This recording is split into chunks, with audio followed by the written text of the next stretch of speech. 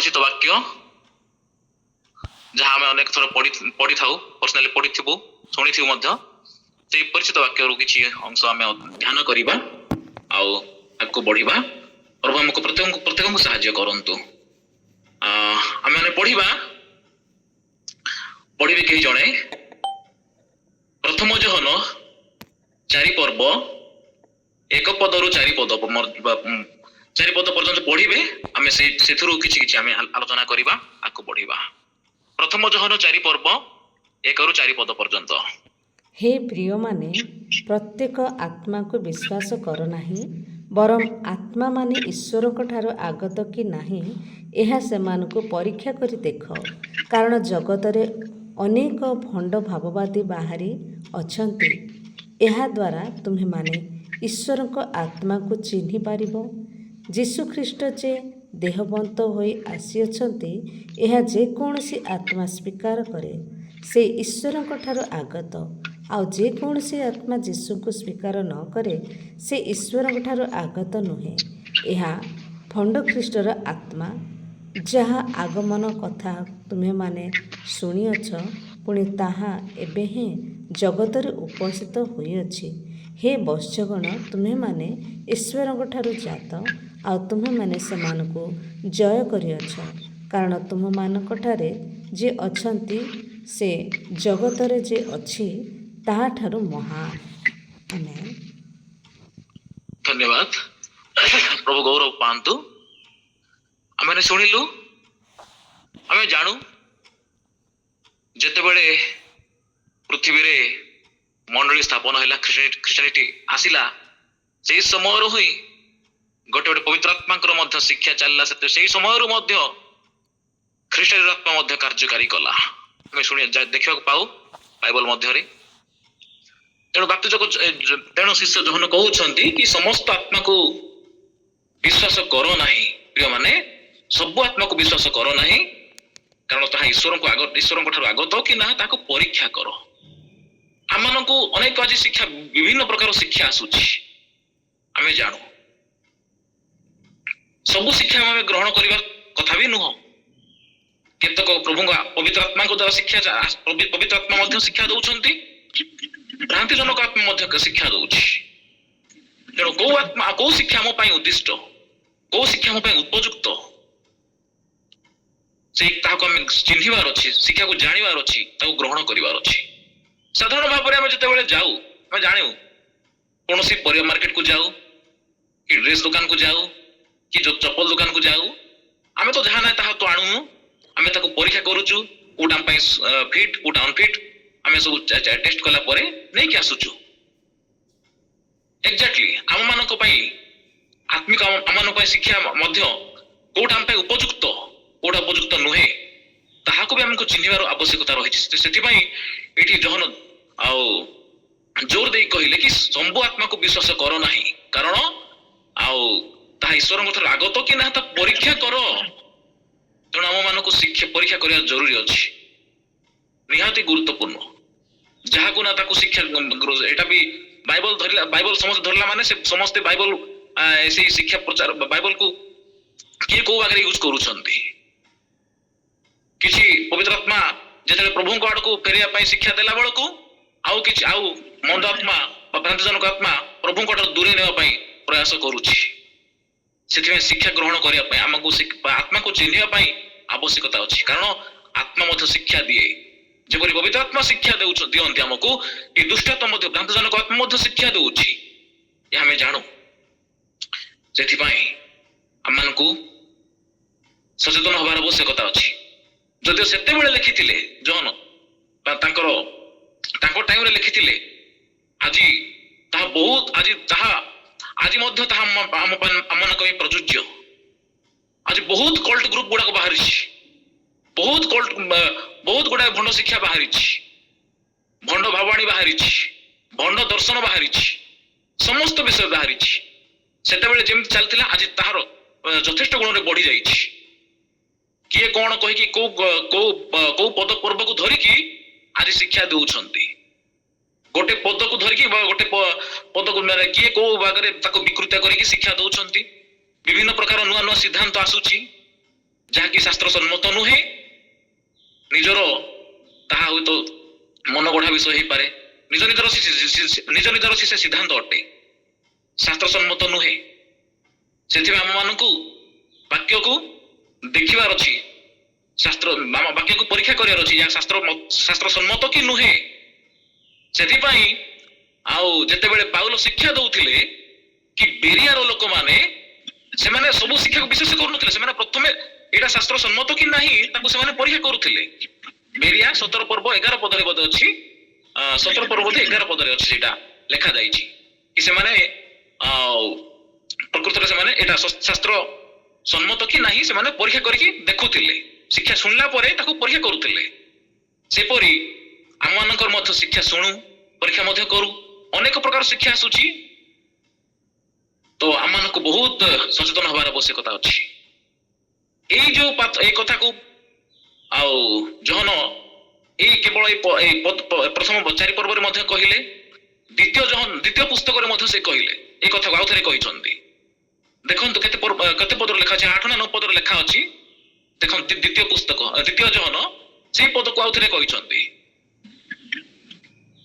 ଦ୍ୱିତୀୟ ଜହନ 8 ପଦ ନା 9 ପଦରେ କହିଛନ୍ତି ସେ କଥା, ସେଇ କଥା ହିଁ କହିଛନ୍ତି। ଯାହା କହିଲେ କି ଆତ୍ମା ମାନଙ୍କୁ ପରୀକ୍ଷା କର, ଏଇ କଥା ହିଁ ସେ ଆଉ ଥରେ ସେ ରିପିଟ କରିଛନ୍ତି। ପଢିବେ ଟିକେ। ଯେ କେହି ଖ୍ରୀଷ୍ଟଙ୍କ ଶିକ୍ଷାର ସୀମା ମଧ୍ୟରେ ନ ରହି ତାହା ଅତିକ୍ରମ କରେ, ସେ ଈଶ୍ୱରଙ୍କୁ ପାଇ ନାହିଁ। ଯେ ଶିକ୍ଷାର ସୀମା ମଧ୍ୟରେ ରହେ, ସେ ପିତା ଓ ପୁତ୍ର ଉଭୟଙ୍କୁ ପାଇଅଛି। ଆମେନ୍। ଆଜ୍ଞା। ତା ପୂର୍ବରୁ ବି କଣ ଲେଖା ହେଇଛି, ସେମିତି କଣ ଲେଖା ହେଇଛି ଯେ ତୁମ୍ଭେମାନେ ଯେପରି ଆମ୍ଭ ମାନଙ୍କର କୃତ କର୍ମର ଫଳ ନ ହରାଇ ପୂର୍ବ ପଦଟା 8:7 କାରଣ ଯେଉଁମାନେ ଯୀଶୁଖ୍ରୀଷ୍ଟ ଦେହବନ୍ତ ହୋଇ ଅବତୀର୍ଣ୍ଣ ହୋଇଅଛନ୍ତି ବୋଲି ଅସ୍ୱୀକାର କରନ୍ତି, ଏପରି ଅନେକ ପ୍ରବଞ୍ଚକ ଜଗତରେ ବାହାରି ଆସିଅଛନ୍ତି। ଏହି ପ୍ରକାର ଲୋକ ସେହି ପ୍ରବଞ୍ଚକ ଓ ଖ୍ରୀଷ୍ଟରେ। ଏକ୍ସାକ୍ଟ ଏଇ ପଦକୁ ହିଁ ସେଠି ଲେଖା ହେଇଛି। ତେଣୁ ଆମ ମାନଙ୍କୁ ବହୁତ ସଚେତନ ହବାର ଅଛି, ଶିକ୍ଷାକୁ ଜାଣିବାର, ଚିହ୍ନିବାର ଅଛି, ଜାଣିବାର ଅଛି। ଏଠି ଲେଖା ହେଇଛି ଯେ ଶିକ୍ଷାର ମାନେ ସୀମା ଭିତରେ ନ ରହିଲା ସେ ଈଶ୍ୱରଙ୍କୁ ପାଇ ନାହିଁ। କାରଣ এই ପ୍ରକାର ଅନେକ ପ୍ରବଞ୍ଚକ ଉଠି ଅଛନ୍ତି, ଅନେକ ପ୍ରକାର ଶିକ୍ଷା ଦଉଛନ୍ତି, ଯାହାକି ମାନେ ବାକ୍ୟ ବାହାରେ କିଛି କାଟିକି କିଛି ଯୋଡିକି ସବୁ ଶିକ୍ଷା ଦଉଛନ୍ତି। ଖ୍ରୀଷ୍ଟଙ୍କୁ ଅସ୍ୱୀକାର କରୁଛନ୍ତି, ଯୀଶୁ ଦେହବନ୍ତ ହୋଇନାହାନ୍ତି ବୋଲି ବି ମଧ୍ୟ ଅସ୍ୱୀକାର କରୁଛନ୍ତି ସେମାନେ। ବହୁତ ଗୁଡାଏ ଶିକ୍ଷା ବାହାରିଛି, ଯେପରି ଆମେ ଶୁଣିଥିବୁ ଆମେ କି ଜିହୋବା ୱିଟନେସ୍, ଜିହୋବା ସାକ୍ଷୀ, ଅନେକ ଏମିତି କଲ୍ଟ ଗ୍ରୁପ ଗୁଡାକ ବାହାରିଛି। ସେମାନେ କହନ୍ତି ଆମେ ଯୋଉଟା ପ୍ରଥମ ଜହନ ଲେଖାଯାଏ କି ଆଦ୍ୟରେ ବାକ୍ୟ ଥିଲେ, ବାକ୍ୟ ଈଶ୍ୱରଙ୍କ ସଙ୍ଗରେ ଥିଲେ, ସେଇ ବାକ୍ୟ ଈଶ୍ୱର ଥିଲେ। ସେମାନେ ମଧ୍ୟ ତାକୁ ଓଲଟା ବାଗରେ ଇଏ କରନ୍ତି କି ସେ ବାକ୍ୟ ଆଦ୍ୟରେ ବାକ୍ୟ ଥିଲେ ସତ, କିନ୍ତୁ ସେ ବାକ୍ୟ ଡିଭାଇନ ଥିଲେ, କେମିତି କଣ ସବୁ ମତ ଦିଅନ୍ତି। ଆଉ କେତେକ କହନ୍ତି, ଆଉ କେତେକ ବଳିଦାନ ଉପରେ ମଧ୍ୟ ସେମାନେ ମାନେ ତାକୁ ପର୍ଯ୍ୟାପ୍ତ ମାନନ୍ତି ନାହିଁ। ସେମାନେ ବଳିଦାନକୁ ମଧ୍ୟ ସେମାନେ ଅସ୍ୱୀକାର କରନ୍ତି। ଯୀଶୁଙ୍କର ବଳିଦାନ ଯଥେଷ୍ଟ ନୁହଁ, ଆମକୁ ମଧ୍ୟ ବଳିଦାନ କରିବାର ଅଛି, ଆମକୁ କଣ କରିବାର ଅଛି, ଏମିତି ଅନେକ ବିଷୟ ଶିକ୍ଷା ଦିଅନ୍ତି। ଆଉ କିଛି ଗ୍ରୁପ ସେମାନେ କଣ କହନ୍ତି, ଯୀଶୁଙ୍କ ଆଗମନ ଉପରେ ମଧ୍ୟ ସେମାନେ ଆଗମନକୁ ମଧ୍ୟ ବିଭିନ୍ନ ପ୍ରକାର ମତ ଦିଅନ୍ତି କି ଯୀଶୁ ଅମୁକ ତାରିଖରେ ଆସିବେ, ଅମୁକ ଡେଟରେ ଆସିବେ। ମୁଁ ଥରେ ଶୁଣିଥିଲି ବହୁତ ଦିନ ତଳେ, 4-5 ବର୍ଷ ତଳେ, ଆମ ଜଣେ ଆଣ୍ଟି କହୁଥିଲେ କି ତାଙ୍କ ସେଠୁ ଜଣେ ଯାଇଥିଲେ କି ଜଣେ ଶିକ୍ଷକ, ସେ କହିଲେ କି ଯୀଶୁ ଖ୍ରୀଷ୍ଟ ଆସିବେ 1999 ଖ୍ରୀଷ୍ଟାବ୍ଦରେ ଆସିବେ। ୟାଙ୍କୁ କିଏ କହିଲା ସେ କଥା?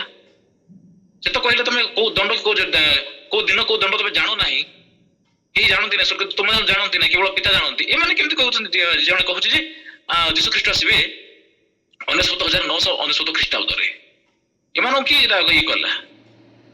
ଏମିତି ସବୁ ଭ୍ରାନ୍ତ ମତ ସବୁ ପ୍ରଚଳନ କରୁଛନ୍ତି। ଏମିତି ସବୁ ଶିକ୍ଷା ଆସୁଛି।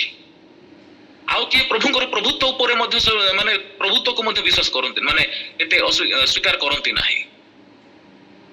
ଏ ପ୍ରକାର ଶିକ୍ଷା ଆସୁଛି, ଆମକୁ ସଚେତନ ହବାର ଅଛି।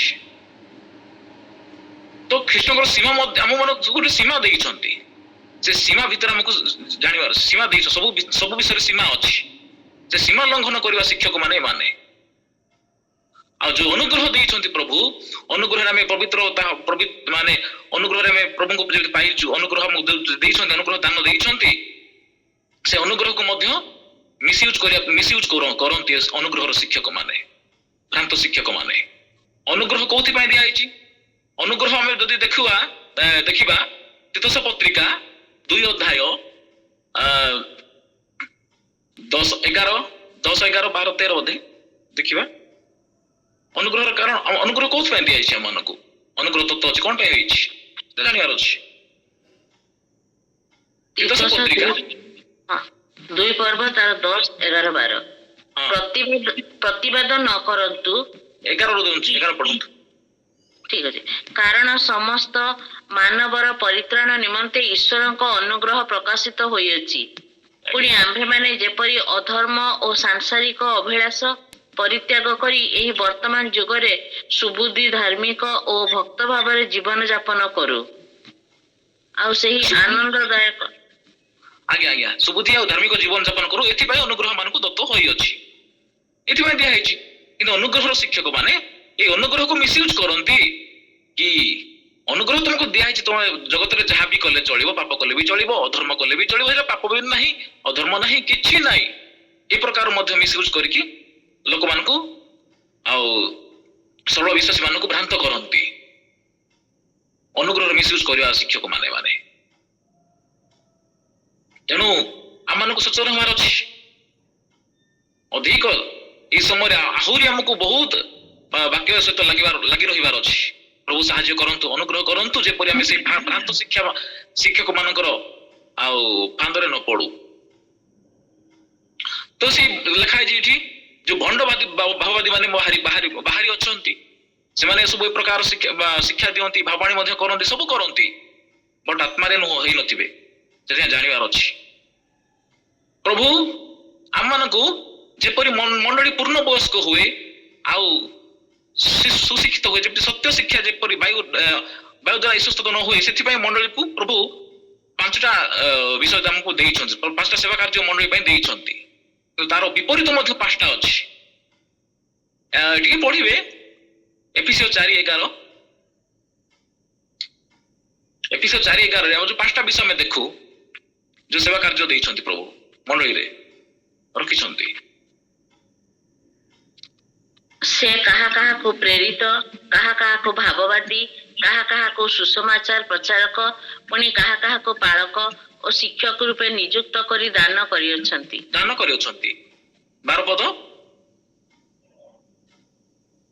ପଦ ଯେପରି ସାଧୁମାନେ ସେବା କାର୍ଯ୍ୟ ନିମନ୍ତେ ସିଦ୍ଧି ଲାଭ କରନ୍ତି ଓ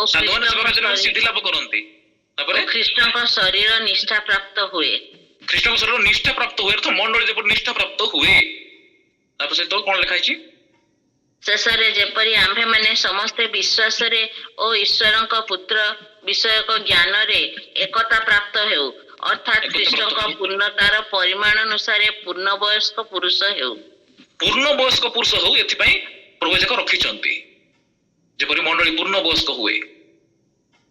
ଅପୋଜିଟ, ସେଟା ବି ଅପୋଜିଟରେ ଯୋଉଠି ଭାବବାଦୀ ଅଛନ୍ତି, ଭଣ୍ଡ ଭାବବାଦୀ ଅଛନ୍ତି, ପାଳକ ମାନେ ଅଛନ୍ତି, ପାଳକ ସେବା କାର୍ଯ୍ୟ ଚାଲିଛି, ଭଣ୍ଡ ପାଳକ ମଧ୍ୟ ଅଛି, ଭଣ୍ଡ ପାଳକ ମାନେ ମଧ୍ୟ ଅଛନ୍ତି, ପ୍ରେରିତ ମାନେ ଅଛନ୍ତି, ଭଣ୍ଡ ପ୍ରେରିତ ମାନେ ଅଛନ୍ତି, ଶିକ୍ଷକ ମାନେ ଅଛନ୍ତି, ଭଣ୍ଡ ଶିକ୍ଷକ ମାନେ ମଧ୍ୟ ଅଛନ୍ତି। ଅର୍ଥାତ୍ ମଣ୍ଡଳୀ ଯାହା ବି ଅଛି, ଯୋଉ ସବୁ ସେବା କାର୍ଯ୍ୟ ଚାଲିଛି, ବିପରୀତ ଭାବରେ ତାର ବି ସେବା ଚାଲିଛି।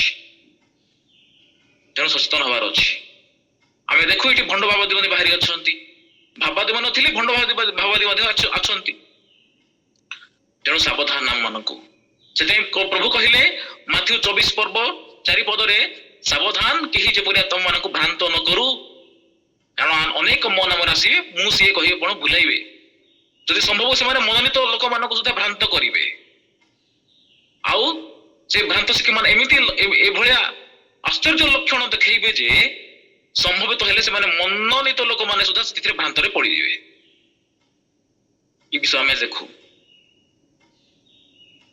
ତ ଆଜି ଆମେ ସବୁ ବହୁତ ଶିକ୍ଷା ଶୁଣୁଛୁ, ଶିକ୍ଷାକୁ ଆମେ କେତେ ଦୂର ଆମ ପାଇଁ ଠିକ, କେତେ ଭୁଲ, ସେ ଗ୍ରହଣ କରିବାର ଆମମାନଙ୍କୁ ଆବଶ୍ୟକତା ରହିଛି, ଚିହ୍ନିବାର ଆବଶ୍ୟକତା ରହିଛି। ଯୋଉଟା ଆମ ଦରକାର ତାହା ଗ୍ରହଣ କରୁ, ନାଇଁ ତ ରିଜେକ୍ଟ। ଶିକ୍ଷକ ମାନଙ୍କ ବିଷୟରେ ମଧ୍ୟ ଲେଖା ହେଇଛି।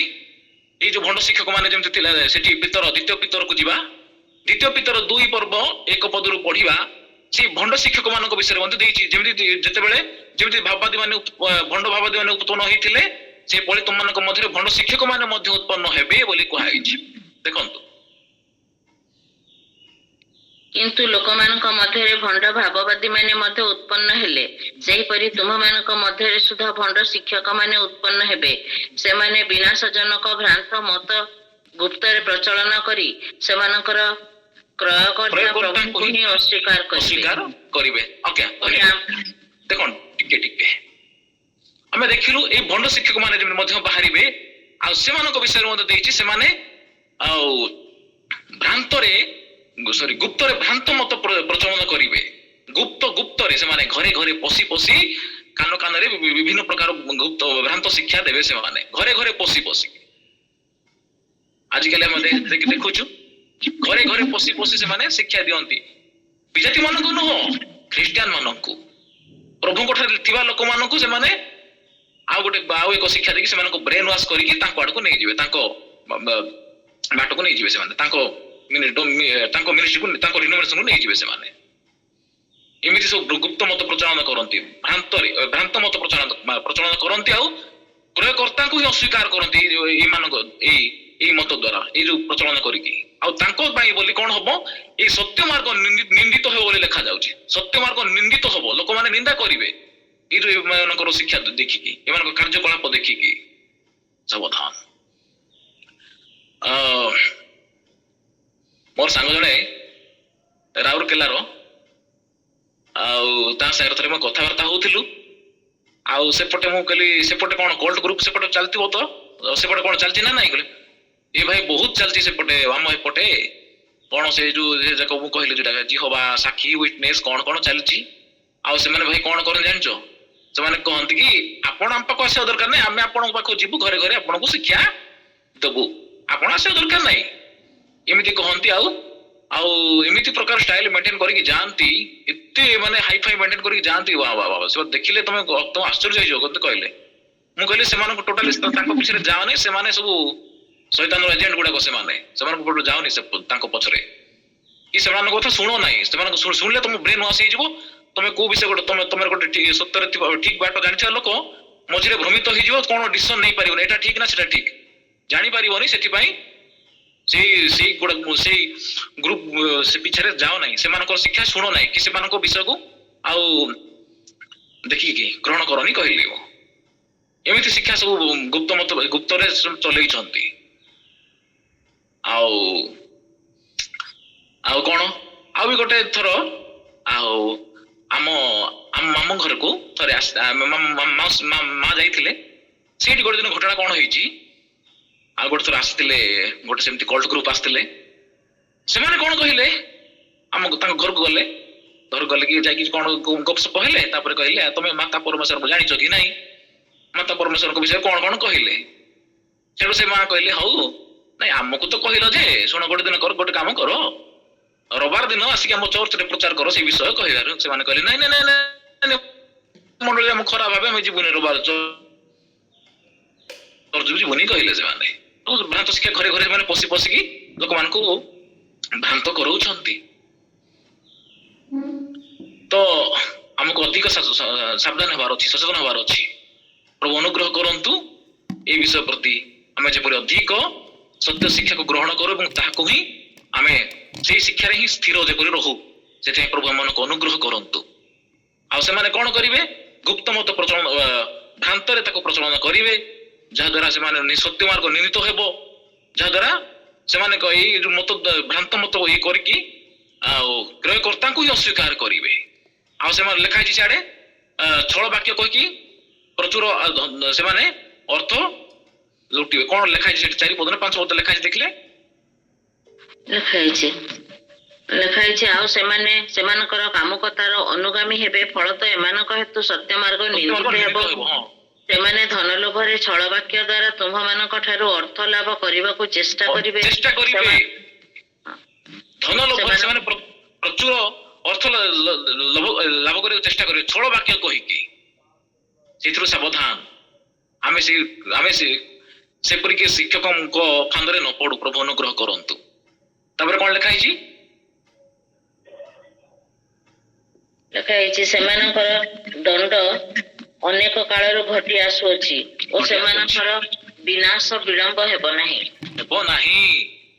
ତେଣୁ ଭଣ୍ଡ ଶିକ୍ଷା ଯୋଉମାନେ କରୁଛନ୍ତି, ଭଣ୍ଡ ଆତ୍ମା ଯୋଉ କାମ କରୁଛି ତାର କଣ ବିନାଶ ନାହିଁ କି? ବିନାଶ ଅଛି। ସେଥିପାଇଁ ବିଳମ୍ବ ହେବ ନାହିଁ, ଶୀଘ୍ର ହବ। ଆଉ ଯୋଉମାନେ ମଧ୍ୟ ତାକୁ ଗ୍ରହଣ କରିଛନ୍ତି ସେମାନଙ୍କର ମଧ୍ୟ ବିନାଶ ହବ, ସେଟା ବି ନିଶ୍ଚିନ୍ତ। ଆମେ ଏଠି ଦେଖିଲୁ ସେମାନେ ଗୁପ୍ତ ମତ ପ୍ରଚଳନ, ଭ୍ରାନ୍ତ ମତ ପ୍ରଚଳନ କରିବେ, ଗୁପ୍ତରେ ଛଳ ବାକ୍ୟ କହିକି ଧନ ହରଣ କରିବେ, ଅର୍ଥ ଲୁଟିବେ। ଏଇ ବିଷୟ ମଧ୍ୟ ଆମେ ଏଠି ଦେଖିବାକୁ ପାଇଲୁ। ଠିକ ସେମିତି ଆଉ ଏଇ ଭଣ୍ଡ ଶିକ୍ଷକ ମାନଙ୍କ ବିଷୟରେ ପାଉଲ କଣ କହୁଛନ୍ତି? ପ୍ରଥମ ତିମୋଥୀ 4 ଅଧ୍ୟାୟରେ ସେ କଣ କହୁଛନ୍ତି? 4 ଅଧ୍ୟାୟରେ ପଢିବା,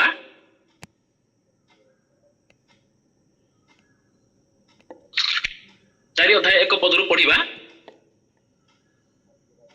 ଆତ୍ମା ସ୍ପଷ୍ଟ ରୂପେ କହୁଅଛନ୍ତି, ଉତ୍ତର କାଳରେ କେହି କେହି ଭ୍ରଷ୍ଟ ବିବେକ ମିଥ୍ୟାବାଦୀ ଲୋକମାନଙ୍କ କପଟପଣରେ ଭ୍ରାନ୍ତିଜନକ ଆତ୍ମା ମାନଙ୍କ ପ୍ରତି ଓ ଭୂତମାନଙ୍କ ଶିକ୍ଷା ପ୍ରତି ମନୋଯୋଗ କରି ବିଶ୍ୱାସ ପରିତ୍ୟାଗ କରିବେ। ସେହି ମିଥ୍ୟାବାଦୀ ମାନେ ବିବାହ ନିଷେଧ କରନ୍ତି, ପୁଣି ବିବିଧ ଖାଦ୍ୟ ପଦାର୍ଥରୁ ପୃଥକ ରହିବା ନିମନ୍ତେ ଶିକ୍ଷା ଦିଅନ୍ତି। ବିଶ୍ୱାସୀ ଓ ସତ୍ୟ ଜାଣିଥିବା ଲୋକମାନଙ୍କ ଦ୍ୱାରା ଧନ୍ୟବାଦ ସହ ଭୋଜନ କରାଯିବା ନିମନ୍ତେ ଈଶ୍ୱର ଏସବୁ ତ ସୃଷ୍ଟି କରିଅଛନ୍ତି। ଧନ୍ୟବାଦ। ଦେଖନ୍ତୁ ସେଠି କହୁଛନ୍ତି ଶେଷରେ ଏମିତି ହବ କି କେତେକ ବିଶ୍ୱାସୀ ଭ୍ରଷ୍ଟ ବିବେକ ମାନଙ୍କ କପଟପଣରେ ପଡିଯିବେ ଆଉ ଅନେକ ବିଶ୍ୱାସ ପରିତ୍ୟାଗ ମଧ୍ୟ କରିବେ ଏଇ ଶିକ୍ଷା ଦ୍ୱାରା, ଏଇ ଭୃତ ମାନଙ୍କ ଶିକ୍ଷା ଦ୍ୱାରା। ଆଉ ସେମାନେ କଣ କରିବେ? ବିବାହ ମଧ୍ୟ ନିଷେଧ କରିବେ। ଯାହା ବିବାହ ଈଶ୍ୱରଙ୍କର ଯାହାକି ଯୋଜନା ଅଟେ ତାକୁ ମଧ୍ୟ ସେମାନେ ନିଷେଧ କରିବେ। ବିବିଧ ଖାଦ୍ୟ ପଦାର୍ଥରୁ ମଧ୍ୟ ପୃଥକ ରଖିବେ ସେମାନେ, ଏମିତି ଶିକ୍ଷା ଦେଇକି। ଏଭଳିଆ ଶିକ୍ଷା ଆମେ ଦେଖିବାକୁ ପାଉଛୁ ଆଜିକାଲି ମଧ୍ୟ ଚାଲିଛି, ସେଇଟା ବହୁତ ଚାଲିଛି। ଆଉ ତେଣୁ ଆମମାନଙ୍କୁ ବହୁତ ସଚେତନ ହବାର ଅଛି, ଜାଗ୍ରତ ହେବାର ଅଛି ଏଇ ଭଣ୍ଡ ଶିକ୍ଷାରୁ, ଏଇ ଭ୍ରାନ୍ତ ଶିକ୍ଷାରୁ। ପ୍ରଭୁ ସାହାଯ୍ୟ କରନ୍ତୁ। ଆଉ ଏମିତି ଗ୍ରୁପ ଗୁଡାକ ମଧ୍ୟ ଆସୁଛି, ମାନେ ଏତେ ସିମ୍ପଲି ଆସୁଥିବେ। ପ୍ରଭୁ ଶ୍ରୀ କହିଲେ ସେମାନେ ଉପରେ ମେଣ୍ଢା ଭଳିଆ ଥାଆନ୍ତି କିନ୍ତୁ ଭିତରେ ହିଂସକ ବାଘ। ଏତେ ସରଳ ଭାବରେ ଆସିକି ସେମାନେ ଏମିତି ପ୍ରକାର କହିବେ, ସେମାନେ ମଧୁର କଥାରେ ଲୋକ ଫସିଯିବେ। ଏମିତି ଶିକ୍ଷା ଚାଲିଛି। ଆଉ ଗୋଟେ କାଲି ଆଜି ଜଣେ ଅଙ୍କଲଙ୍କ ସାଙ୍ଗରେ ଆମେ ଆଲୋଚନା କରୁଥିଲୁ, ଏଇ ତାଙ୍କ ପଟେ କି ସେମାନଙ୍କୁ କେତେଟା ଫ୍ୟାମିଲିକୁ ସେମାନେ ଆସିଲେ 2-3 ଦିନ ତାଙ୍କ ସାଙ୍ଗରେ ଗୋଟେ ମିଟିଂ କଲେ। ତାପରେ ସେଠି ଖାଇବା ପିଇବା କଣ ସବୁ କରିକି ସେମାନଙ୍କୁ ଏଇ 20-25 ବର୍ଷ ତଳେ ସେମାନଙ୍କୁ କେତେକ ଫ୍ୟାମିଲିକୁ ସେମାନେ ତାଙ୍କ ଆଡକୁ ନେଇଗଲେ, ଗୁଡ୍ ନ୍ୟୁଜକୁ ନେଇଗଲେ। ତାପରେ ଦିନକର କଥା ସେ ପୁଣି କଣ କହିଲେ, ଆଉ ଶିକ୍ଷା ଦଉଥିଲେ କି ବର୍ତ୍ତମାନ ସେ କହୁଛନ୍ତି କି କଣ କହୁଛନ୍ତି ନା, ସେ ତାଙ୍କର ଗୋଟେ କହିଲେ ବର୍ତ୍ତମାନ ସ୍ୱର୍ଗରାଜ୍ୟ ଟିକଟ ମଧ୍ୟ ବିକ୍ରି ହେଲାଣି କହିଲେ। ସ୍ୱର୍ଗରାଜ୍ୟ ଟିକଟ ମାନେ କିଏ ଦେବା ପାଇଁ? ସ୍ୱର୍ଗରାଜ୍ୟ ଟିକଟ ବି ବିକ୍ରି ହେଲାଣି କହୁଛନ୍ତି। ସେ ଅଙ୍କଲ କହିଲେ କି କେମିତି, କୋଉଠି? ନାଇଁ ଆମ ମିଟିଂକୁ ଆସ, ଆଉ ସେ 3-4 ଦିନ ମିଟିଂକୁ ଆସିଲେ ତମେ ପକ୍କା ସ୍ୱର୍ଗ ଆଉ ରାଜ୍ୟ ଟିକଟ ପକ୍କା ହେଇଯିବ କହିଲେ। ଯାଉ ସେ ବି ଆତ୍ମିକ ଲୋକ, ବାକ୍ୟରେ ଷ୍ଟ୍ରଙ୍ଗ, କିନ୍ତୁ ସେମାନଙ୍କୁ ବହୁତ ଏମିତିଆ କୋଶ୍ଚିନ୍ କଲେ, ସେମାନେ ସେଠୁ ଛାଡିଦେଲେ। ହେଲେ ଆପଣ ଯଦି ଶିକ୍ଷା ଯଦି ଆପଣ ସ୍ୱର୍ଗକୁ ଟିକଟ ଦଉଛନ୍ତି ବୋଲେ ଆପଣ ତ ସେଥିରେ 20-25 ବର୍ଷ ହେଲାଣି, ଆପଣ ତ ପୁରା ସ୍ୱର୍ଗରେ ପୁରା ଥିବେ। ତାହେଲେ ଏମିତି ବହୁତ କଥା କହିକି ତାଙ୍କୁ ଇଏ କରିଦେଲେ। ଏମିତି ଅନେକ ଶିକ୍ଷା ଆସୁଛି। ପ୍ରଭୁ ସାହାଯ୍ୟ କରନ୍ତୁ ସେଥିରେ ଆମେ ନ ଯାଉ।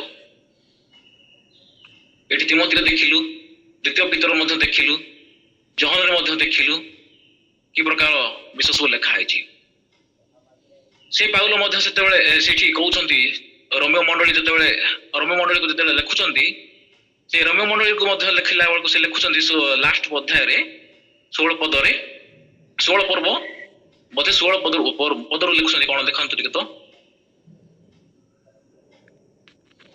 ପବିତ୍ର 16ରେ ଲେଖା ହେଇଛି, ହଁ 17ରେ, ହେ ଭାଇ ମାନେ ତୁମେ ମାନେ ଯେଉଁ ଶିକ୍ଷା ପାଇଅଛ ଯୋଉ ସେଥିର ଶିକ୍ଷା ପାଇଅଛ ଟିକେ ଟିକେ ସେଥିର ଭାଇମାନେ, ବିପରୀତ ତାହାର ବିପରୀତ ଯେଉଁମାନେ ଦଳଭେଦ ଓ ବିଘ୍ନର କାରଣ ଘଟାନ୍ତି ସେମାନଙ୍କୁ ଚିହ୍ନି ରଖି ସେମାନଙ୍କ ଠାରୁ ପୃଥକ ରହିବା ପାଇଁ ମୁଁ ତୁମମାନଙ୍କୁ ଅନୁରୋଧ କରୁଅଛି। ଆଜ୍ଞା ଆଜ୍ଞା ଆଜ୍ଞା, ଯୋଉମାନେ ତାହାର ବିପରୀତ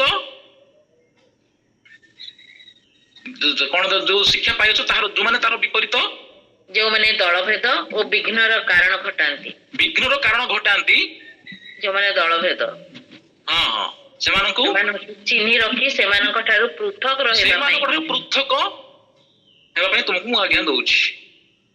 ମାନେ ଦେଖନ୍ତୁ କେତେ ପ୍ରକାର ସେଇ ସମୟରୁ ଯଦି ସେଇ ସମୟରେ ଯଦି ହେଉଥିଲା ମାନେ ଆଜି କଣ ନ ହଉଛି।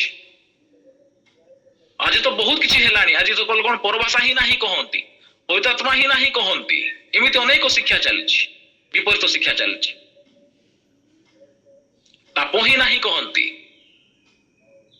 ଥରେ ଜଣେ ଅଙ୍କଲ କହୁଥିଲେ, ସେ ଗୋଟେ ଭଲ ବିଶ୍ୱାସୀ, ଆଉ ସେମିତି ସେ ଗୋଟେ ଡିନୋମିନେସନ ସେ ଗୁଡ ନ୍ୟୁଜ ର ଶିକ୍ଷା ଗୋଟେ ଶୁଣିଲେ, ସେଠି ସେମାନଙ୍କର ଶିକ୍ଷା ଶୁଣିଲା ପରେ ସେ ଆସିକି ଘରେ ସମସ୍ତଙ୍କୁ ପୁରା ତଙ୍ଗ କରିଦେଲେ। ସେଠି କଣ କହିଲେ, ଯୋଉ ପାପ ବୋଲି କିଛି ନାହିଁ, ଯଦି ମୁଁ ତମକୁ ଯଦି ମର୍ଡର କରିବି ତ ପାପ ନୁହଁ, ମୁଁ ଯଦି କଣ ବି ଚୋରି ବି କରିବି, କଣ ମର୍ଡର ବି କରିବି ସେଟା ପାପ ନୁହଁ ବୋଲି ସମସ୍ତଙ୍କ ଘରେ ସେଠି ପ୍ରଚାର କଲା, ଘରେ ସମସ୍ତଙ୍କୁ କହିଲା। ସେଠି ସେ ଘର ଲୋକ ପୁରା ପରିଶାନ ହେଇଗଲେ, କେମିତି ଶିକ୍ଷା କୋଉଠୁ ଶିକ୍ଷା ପାଇଲା ବୋଲିକି। ତାପରେ ସାଙ୍ଗେ ସାଙ୍ଗେ ତାକୁ ଧରିକି ନେଇକି ତାକୁ ପ୍ରାର୍ଥନା କଣ କଲେ, ତାପରେ ତାକୁ ରଖିଲେ ଘରେ। କେତେ ଦିନ ପରେ ସେ ତାର ଧୀରେ ଧୀରେ ସେ ଠିକ ହେଇଗଲା। ନହେଲେ ସେଇ ପ୍ରକାର ବାଗରେ ସେ ଥିଲା। ସେ ଏମିତି ଭ୍ରାନ୍ତ ଶିକ୍ଷା ଆସୁଛି। ପ୍ରଭୁ ସାହାଯ୍ୟ କରନ୍ତୁ, ଯେପରି ଆମେ ଭ୍ରାନ୍ତ ନ ହଉ, ଯେପରି ଆମେ ତାଙ୍କ କପଟ ମଳରେ ନ ପଡୁ, ଯେପରି ବିଶ୍ୱାସ ପରିତ୍ୟାଗ ନ କରୁ, ଯେପରି ସେ ବିପରୀତ ଶିକ୍ଷା ଆଉ ଗ୍ରହଣ ନ କରୁ। ଏଇ ସତ୍ୟ ବାକ୍ୟ ଯୋଉ ଆମେ ଶୁଣୁଛୁ, ସତ୍ୟ ବାକ୍ୟକୁ ଆମେ ଗ୍ରହଣ କରୁ, ଆଉ ସେହି ତହିଁରେ ହିଁ ଆମେ ସ୍ଥିର ରହୁ। ସେଥିପାଇଁ ପ୍ରଭୁ ସାହାଯ୍ୟ କରନ୍ତୁ। ଆଉ ଥରେ ଗୋଟେ RBI ରୁ ଗୋଟେ ଜାଗାରେ ବ୍ୟାଙ୍କ ଷ୍ଟାଫ ମାନଙ୍କୁ ଗୋଟେ ନୂଆ ଯୋଉମାନେ ଆପଏଣ୍ଟମେଣ୍ଟ ପାଇଥିଲେ, ସେମାନଙ୍କୁ ଗୋଟେ ଥର ଆଉ ସେମାନଙ୍କୁ ଟ୍ରେନିଂ ଦିଆଯାଉଥିଲା ଏଇ ନୋଟ ଉପରେ। ଏଇ ନୋଟ ଉପରେ ଯେତେବେଳେ ଟ୍ରେନିଂ ଦିଆଗଲା, ପ୍ରଥମ ଦିନ ମଧ୍ୟ ସେ ଅରିଜିନାଲ ନୋଟ ବିଷୟରେ କୁହାଗଲା, ସେକେଣ୍ଡ ଦିନରେ ବି କୁହାଗଲା, ଥାର୍ଡ ଦିନରେ ବି କୁହାଗଲା, ଫୋର୍ଥ ଦିନରେ ବି କୁହାଗଲା। ତାପରେ ସେମାନେ ପଚାରିଲେ, ସାର୍ ଏତେ ଦିନ ତ ଖାଲି ଆମେ ଅସଲି ନୋଟ ଗୁଡାକ ଜାଣିଲୁ, ହେଲେ ଜାଲ ନୋଟ ଜାଣିବା କେମିତି? କହିଲେ, ଜାଲ ନୋଟ କେମିତି ଚିହ୍ନିବା? ସେ କହିଲେ, ଯୋଉ ଅସଲି ନୋଟ ଗୁଡାକ ତମେ ଅସଲି ନୋଟ ବିଷୟକୁ ତମେ ଏତେ ଭଲରେ ଚିହ୍ନି ରଖ ଯେ ତାକୁ ପୁରା ଏତେ ଷ୍ଟଡି କର, ଏତେ ଭାବରେ ତାକୁ ଚିହ୍ନି ରଖ ଯେ ଯାହା ଦ୍ୱାରା ଜାଲ ନୋଟକୁ ତମେ ଆରାମସେ ଚିହ୍ନି ପାରିବ।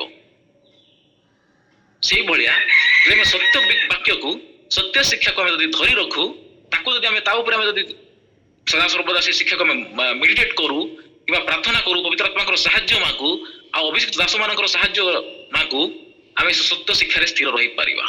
ସେ ସତ୍ୟ ଶିକ୍ଷାକୁ ଆମେ ଆଉ ସେଥିରେ ଆମେ ଭ୍ରାନ୍ତ ହେବାରୁ ବଞ୍ଚିତ ହେଇଯିବା। ପ୍ରଭୁ ଆମକୁ ଅନୁଗ୍ରହ କରନ୍ତୁ। ଆଉ ମୁଁ ବେଶୀ ପ୍ରିପେୟାର ହେଇନାହିଁ, ଯାହା ବି ଯେତିକି ମତେ ପ୍ରଭୁ କଥା କହିଲେ ମୁଁ ସେଇ ଉପରେ ମୋର ବାକ୍ୟକୁ ରଖୁଛି। ପ୍ରଭୁ ସମସ୍ତଙ୍କୁ ଅନୁଗ୍ରହ କରନ୍ତୁ। ଆଉ ମୁଁ ସମାପ୍ତ କରି ରହୁଛି। ଧନ୍ୟବାଦ। ଥ୍ୟାଙ୍କ ୟୁ ରୁବେନ ଭାଇ। ଯୋଉ ବିଷୟ ଗୁଡାକ ଆପଣ ନେଲେ